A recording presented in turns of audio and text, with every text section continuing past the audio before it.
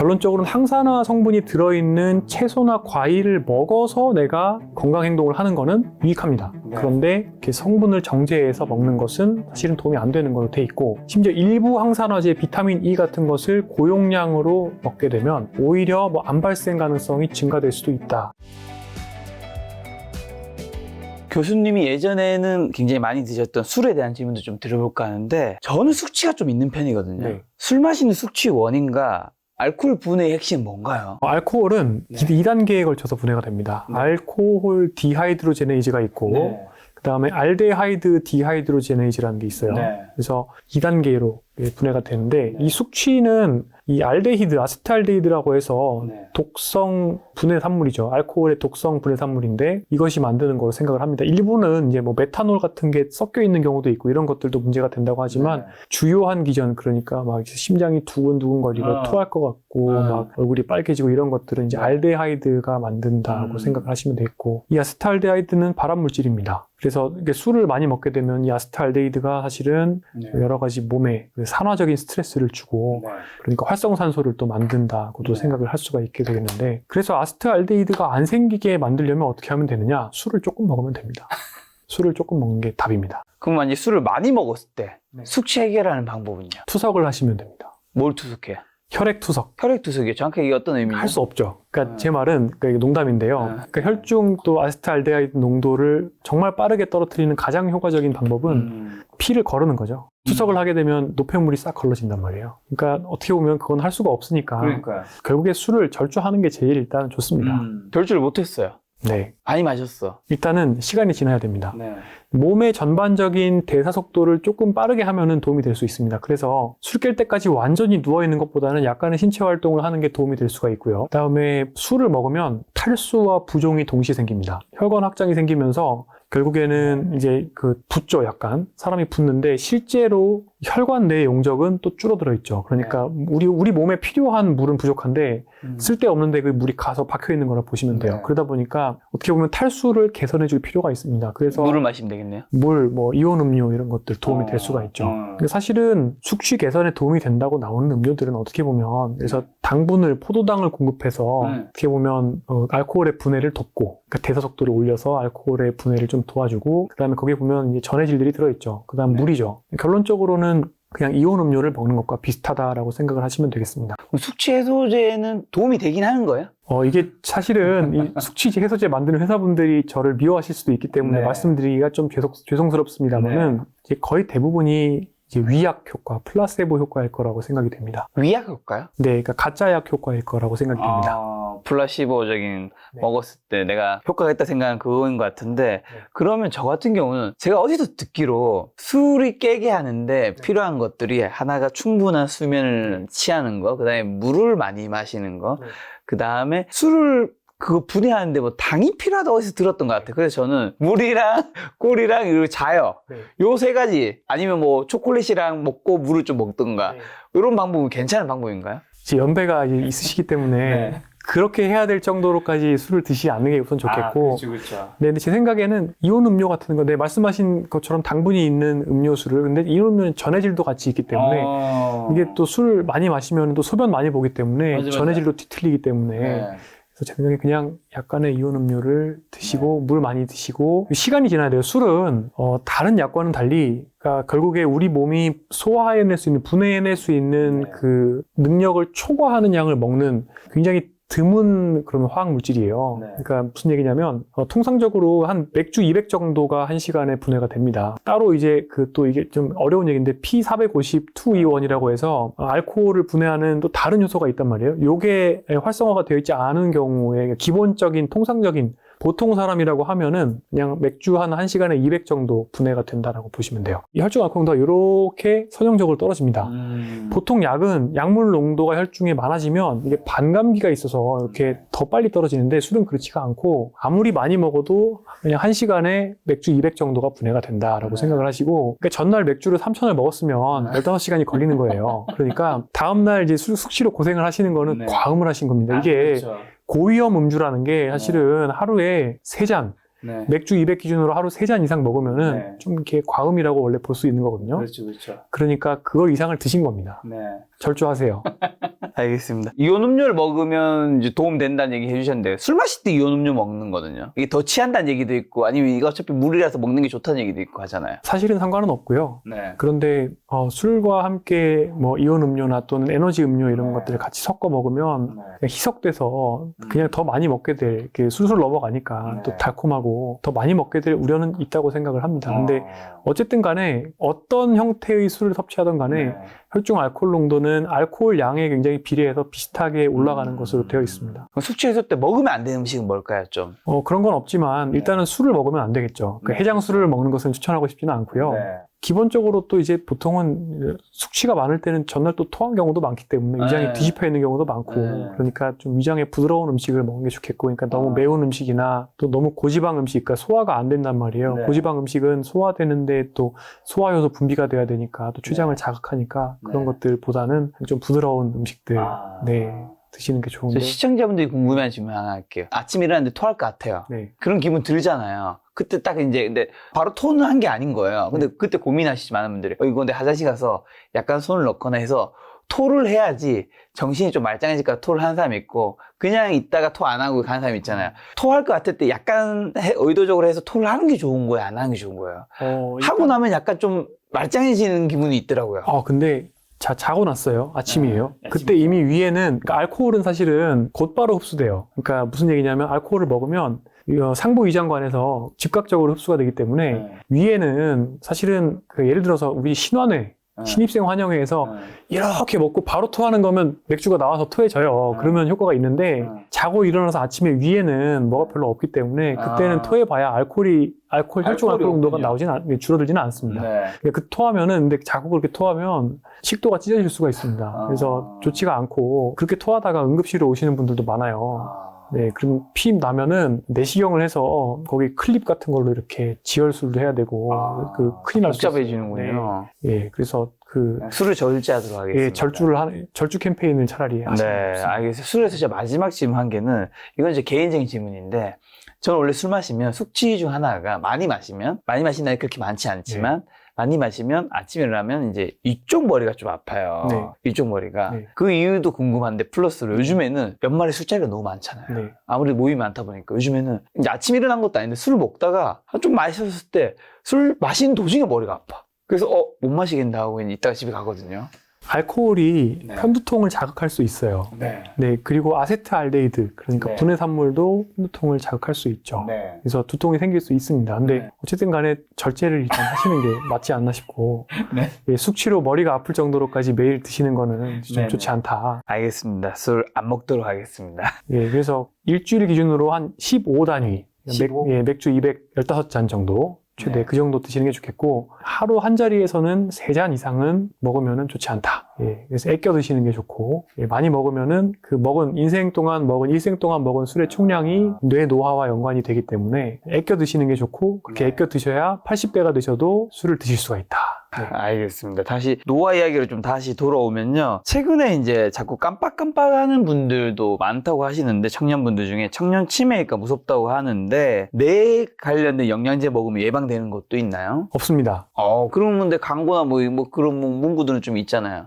일단은 치매를 예방하는 거는 3가지입니다. 첫 번째, 전반적인 사람의 노화 속도를 느리게 만드는 거예요. 그러니까 치매 예방 수칙에도 보면은 결국에 건강하게 먹고 절주하시고 그다음에 운동 많이 하시고 잘 자고 이런 것들이죠. 그러니까 결국에 뇌 노화를 느리게 만드는 건 사람의 노화를 느리게 만드는 것과 같습니다. 그렇죠. 그러면은 이제 치매가 예방이 돼요. 두 번째는 만성 질환 관리를 잘하는 겁니다. 혈압, 당뇨, 고지혈증 이런 것들 관리 잘하셔야 돼요. 왜냐하면은 뇌혈관에 예를 들어서 뇌경색이 온다. 그러면은 뇌가 그 부분이 빵꾸가 나죠. 그 부분이 고장이 나죠. 녹죠. 그러면 이제 그런 것들이 장기적으로 반복되면 인지 기능이 계단식으로 떨어집니다. 그렇기 때문에 혈관 건강을 유지하는 게 굉장히 중요합니다. 그러기 위해서는 만성질환 관리를 잘해야 됩니다. 세 번째가 인지 예비능, 그러니까 뇌의 성능 또는 뇌의 근력이라고도 얘기합니다. 인지 예비능을 늘리는 거예요. 인지 예비능 늘리는 방법은 첫 번째가 몸고생, 운동 많이 하기. 두 번째가 머리 고생, 머리 많이 쓰기. 세 번째가 이건 좀 마음고생이라고 하면 스트레스 받는 거랑 비슷한 게 아니라 사람과 많이 만나기, 사람과 상호작용 많이 하기. 그러니까 사람과 상호작용 하면서 어떻게 보면 머리가 스트레스를 좀 받을 수 있어도 좋다 돼 있고요. 그 세 가지 큰 축이 치매를 예방하는 거예요. 그런데 저한테 오셔서 요새 괴담이 돌아요. 유튜브에 스타틴, 고지혈증 약을 먹으면 치매가 온다.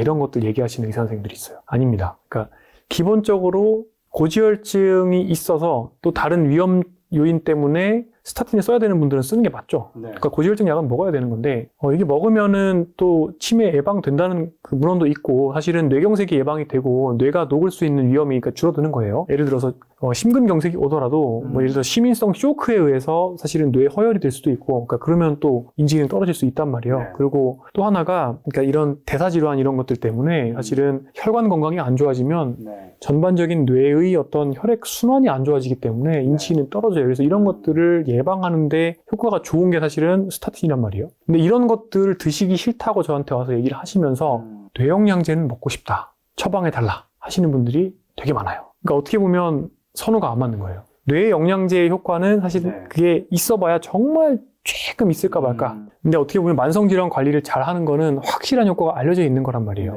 근데 이 주객이 전도되는 거예요. 근데 많은 분들이 이제 괜히 어떻게 보면 범람하는 정보를 보시고 이제 그런 생각을 하시는 거예요.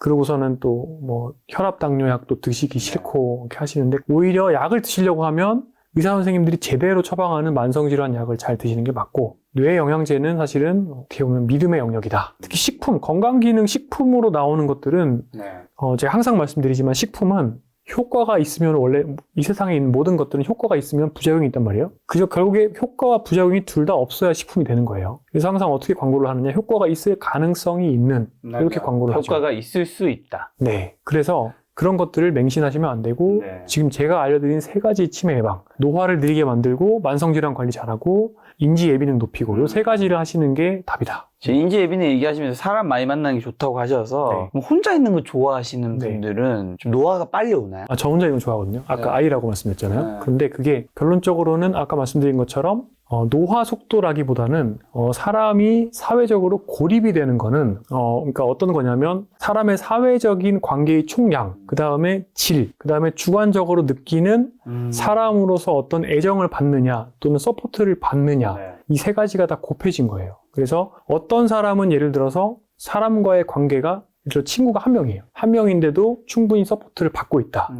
그리고 어떤 사람은 예를 들어서 와이프가 있고 또는 남편이 있어서 어떻게 보면은 그런 것을 통해서 충분한 그 어떤 서포트를 받고 있다. 그러면은 또 괜찮을 수 있어요. 그런데 반대로 친구가 굉장히 많아요. 많아도 내가 주관적으로 느끼기로는 충분한 서포트를 못 받고 있다라고 하면은 안 좋을 수도 있어요. 그래서 이런 것들이 있어요. SNS를 통해서 사람과 50명 이상 알고 있다. 효과가 별로 없다. 없겠죠. 네, 없는데 반대로 굉장히 스트롱 타이, 그러니까 강력한 사람과의 관계가 있는 사람이 한두 명이다. 그러면 효과가 있을 수 있습니다. 그래서 무조건 혼자가 있는 게 그러니까 말하자면은 알 수 없다. 그러니까 혼자 있는 것을 좋아하는 것 자체로 노화 속도가 빨라지는지는 알 수 없지만, 만약에 근데 이건 확실히 알려져 있습니다. 그러니까 예를 들어서 내가 완전히 고립이 된다. 그러니까 이런 것도 있어요. 독거 노인이 그러면 무조건 안 좋느냐? 그렇진 않습니다. 왜냐하면은 독거더라도 예를 들어서 밖에 나가서 활동을 하는 게 있다. 이런 것들이 희석을 시킬 수가 있습니다. 그래서 여러 가지 요인들을 같이 봐야 돼서 사회적 노쇠라는 개념을 만듭니다.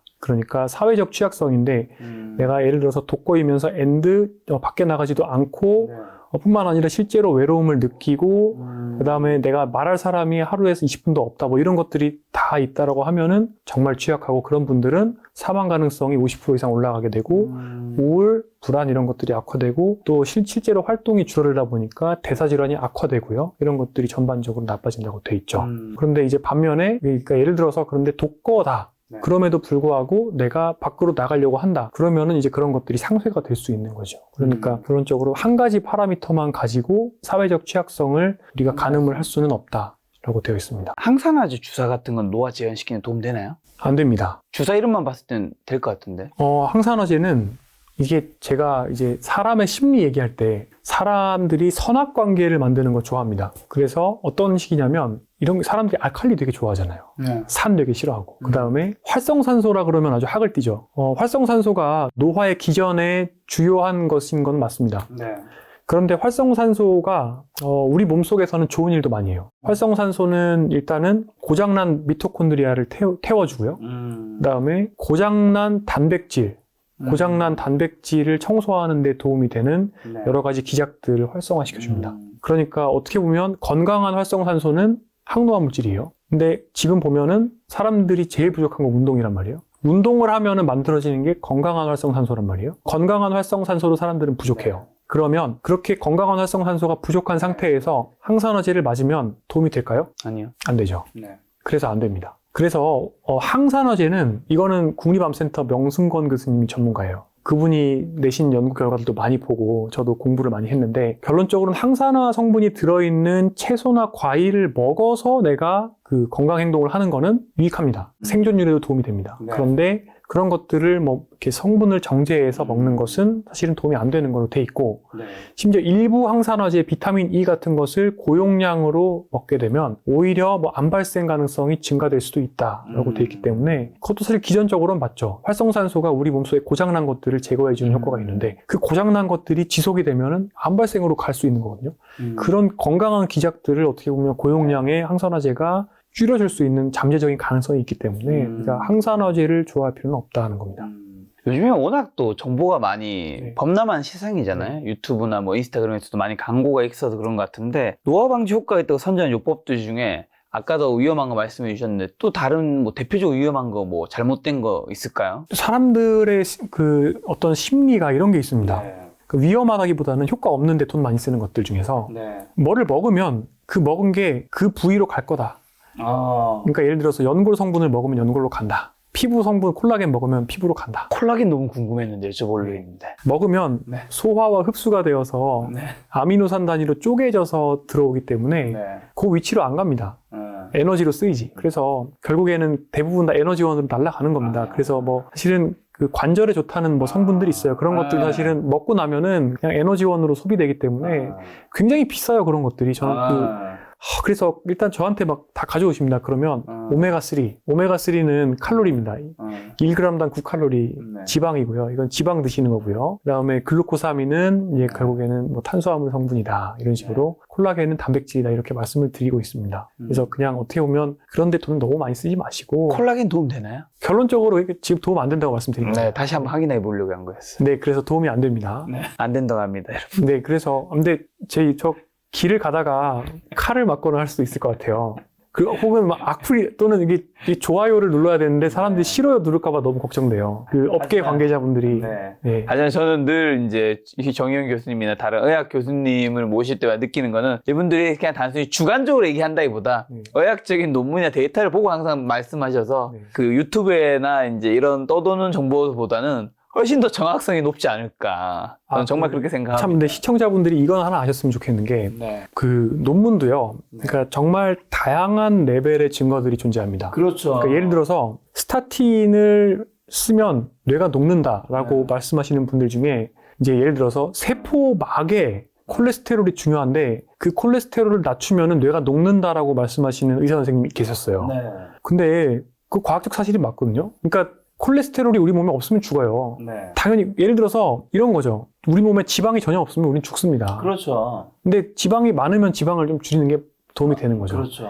과잉을 줄이는 거예요. 근데 이런 거를 증거로 막 옛날 실험 논문들, 그러니까 콜레스테롤이 아예 없으면은 세포가 녹는 거 이런 걸 보여주시는데 그러면 이럴 때, 그러니까 예를 들어서 저나 명승건 교수님 같은 분들이 찾아보는 논문은 증거 수준이라는 게 굉장히 높은 논문들 찾아봅니다. 예를 들어서 실제로 이런 것들을 사회를 대상으로 우리가 권고를 하려면 예를 들어서 무작위 대조 임상 연구를 해야 되고 그렇죠. 그 무작위 대조 임상 연구를 또 결과를 모은 메타 분석이라는 걸 하고 그런 결과들이 수십 년간 쌓인 것들을 보면 그런 것들을 어떤 약을 장기간 사용했을 때 또 안전한지 또 알 수 있는 관찰 연구들이 또 쌓이게 되고 이런 것들을 다 모아서 모든 것들이 같은 방향을 향할 때 그랬을 때 효과가 있는 것들이 이제 이 정도면 하셔도 안전합니다. 이런 것들이 맞습니다. 얘기를 하고 그렇게까지 했는데 예를 들어서 효과가 진짜 없다. 그런 것들이 대표적으로 항산화제 그런 것들, 알약을 먹는 것, 이런 것들이거든요. 그리고 그렇게 했을 때 물음표 나오는 게 예를 들어서 관절에 좋다고 하는 뭐 특정 성분들 이런 것들인데 맞아요. 그런 것들은 이제 그래서 물음표기 때문에 굳이 거기에 너무 과신하실 필요가 없다라고 말씀을 드리는 거고 그래서 사실 이런 건강기능식품들은 뭐 개인의 취향대로 이제 광고 보시고 또 그런 것들 드시면서 내가 믿음을 가지고 또 나한테 좋을 거다라는 가짜약 효과라도 얻으시고 또 그렇게 기분이 좋으시면 되는 거고 근데 그게 실제로 나한테